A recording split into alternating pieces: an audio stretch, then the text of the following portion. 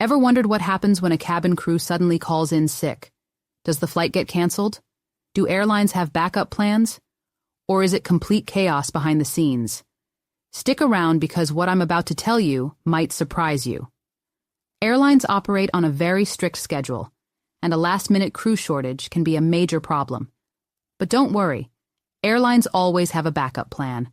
When a crew member reports sick, whether hours before the flight or just before check-in, the airline's crew control department jumps into action. Their job? Find a replacement fast. Now, here's the interesting part.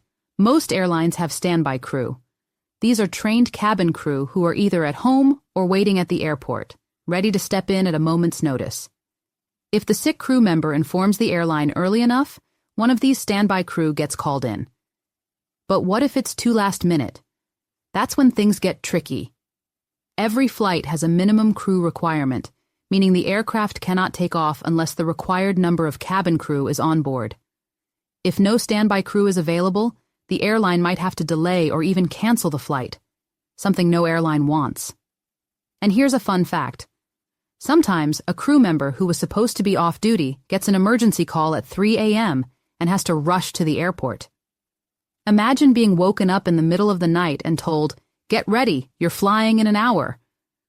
But airlines don't take frequent sick calls lightly.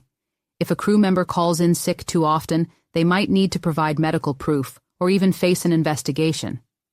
This is because last-minute sick calls can mess up the entire flight schedule, affecting hundreds of passengers.